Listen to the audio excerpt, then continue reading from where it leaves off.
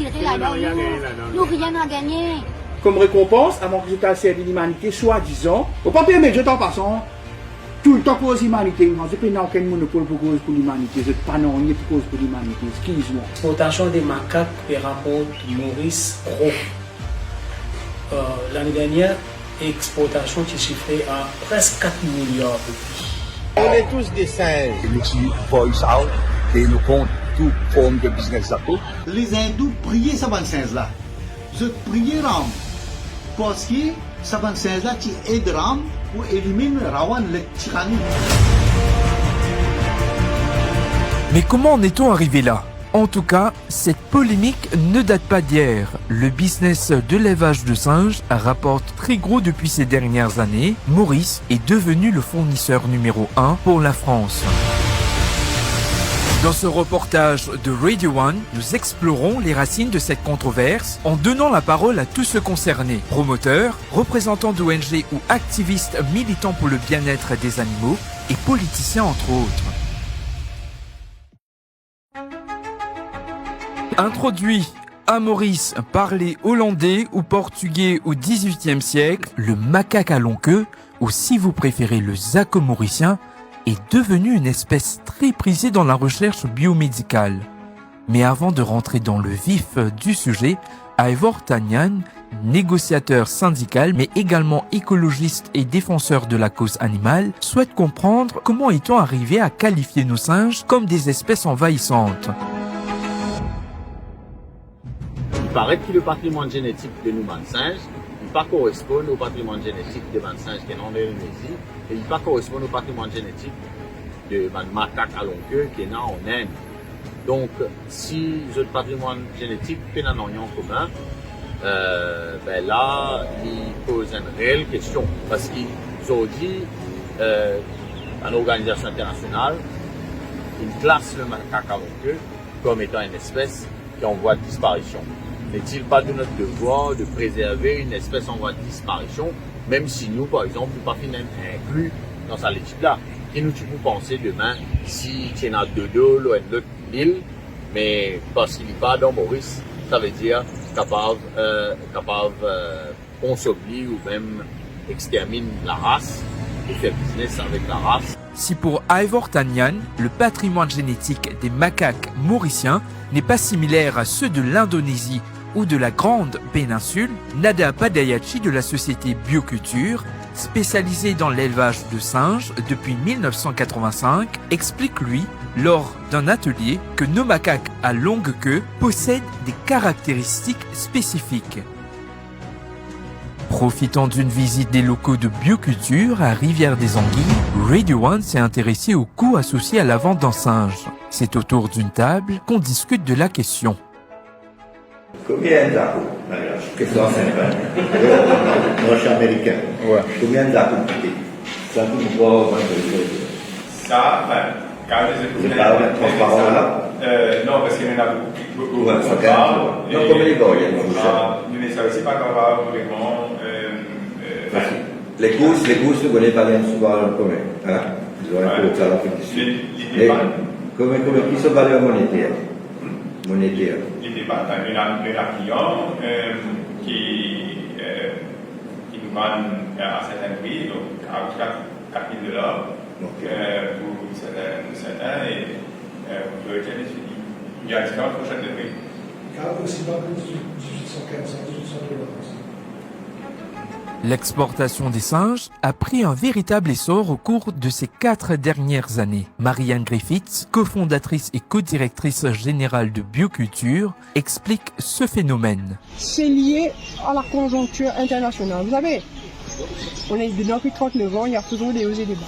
Là, pour le moment, on a été sur un truc en hausse. Mais déjà, je peux vous dire que déjà, donc 2021, je crois que c'était le pic. Là, on commence déjà à baisser. C'est toujours un cycle, hein? C'est toujours un cycle. Et donc, il y a des circonstances du Covid, beaucoup de singes utilisés pour le vaccin contre le Covid, mais en même temps aussi, il y a eu un total ban sur les exportations de singes de la Chine envers le marché américain. De ce fait, le singe mauricien a pris de l'ampleur comme si sur availability, de singes pour les États-Unis. Donc à ce moment-là, les éleveurs à Maurice ont eu à vraiment boost up la production pour pouvoir répondre à cette nécessité. Pour Maën Siroten, ministre de l'agro-industrie, il est essentiel pour la recherche médicale de tester les produits avant leur mise sur le marché. En l'absence d'alternatives fiables, l'utilisation de primates tels les macaques à longue queue est indispensable. Malheureusement, aujourd'hui, il n'y a pas d'autre alternative fiable pour pouvoir relâcher des médicaments sans que ces médicaments soient bien testés et que ça ne pose pas un problème aux malades.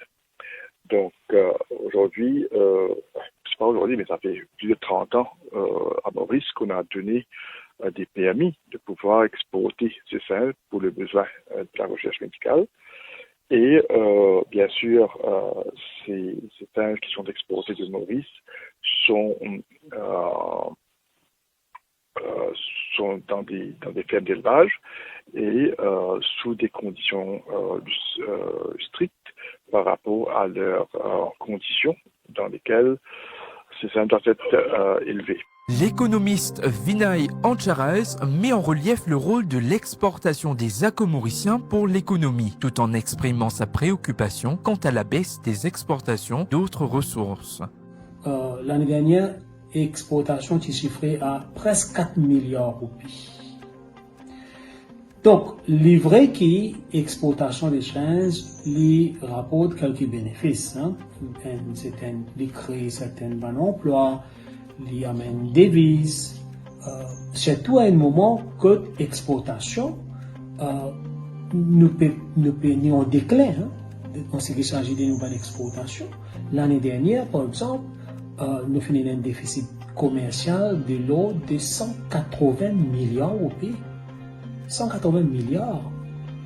Nous importons 3 fois plus que nous exportons. Donc, quelque part, nous sommes capables d'exporter plus. Donc, quand nous cause, qui nous est capable d'exporter? Nous trouvons que dans le secteur traditionnel, nous sommes en déclin. Le sucre n'est plus ce qu'il était avant. Le textile est en déclin. Le secteur manufacturing est en déclin. Le secteur des pêches, thon, ce qu'on appelle tuna canning, il y a un gros souci parce que tuna, c'est un poisson qui est migré et nous payons tuna dans nos bandes de l'eau, donc nous importons tuna en fait. Importe tuna. Tuna, c'est la pêche là arrivée dans les eaux des Seychelles, donc nous importons ça et nous faire canning. Donc, il y a une valeur ajoutée qui nous gagne, mais seulement relativement moins.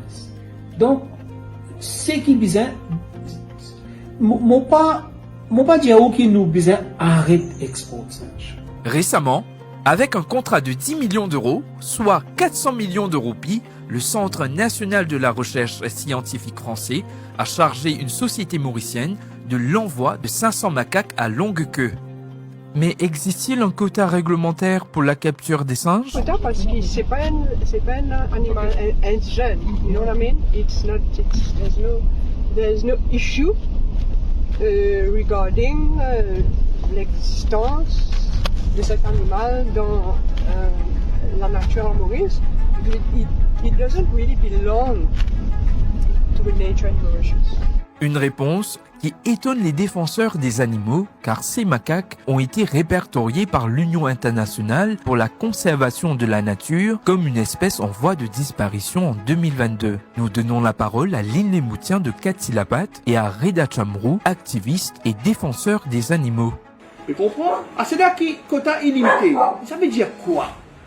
Ça veut dire quoi? Ça veut dire on n'est plus fait breeding.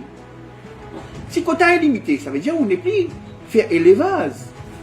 Si quota est limité, ça veut dire on ramasse tous les jours, on mettre dans le bois, tu peux envoyer des hauts directement. Mais là, nous avons un problème incroyable. Parce que si, pour le PDS, ça a la population de macaques qui est à 40 à 50 000. Mais qu'en 2022, c'est 4 000 macaques qui frappent directement dans les bois inexportés. Donc c'est, comment dire, 25% de la population qui travaille exporter un seul coup en une année. Et pour 2023, nous avons un chiffre comme le exporté qui travaille directement dans la nature.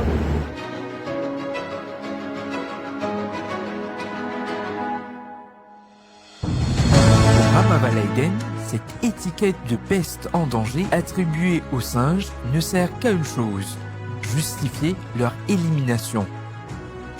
Selon l'avocat, les rapports alarmistes sur les dégâts causés par les singes ne sont qu'une stratégie de manipulation. Des propos recueillis lors d'une manifestation organisée par Katsilapat à Port-Louis. Premièrement, qu'il y a une peste et il y a un danger. Et vous remarquez, s'il trouve des trois accords d'un accord, par exemple de Balfour, il fait la une de l'actualité, la une de certains journaux. Quand on trouve autres certaines places, veut dire, vous envoyez SMS pour tuer. Et si pas tuer les autres, maintenant, pour faire des autres petits mondes, je attaque madame enceinte, je pour prendre scan, je pense tout le can, pour dire, et tout can pour finir, je pour attaque même des stations. Tout ça, c'est la manipulation de plus haut niveau, parce qu'il fait cause par millions ici, là, beaucoup d'argent le fait causer. Et la même du monde dans le gouvernement, peu importe même parti politique, surtout même parti politique qui est au pouvoir, qui ont manipulé ça même du monde, ça même du monde là, défendre ça l'intérêt là. Alors que Maître Valaiden dénonce une manipulation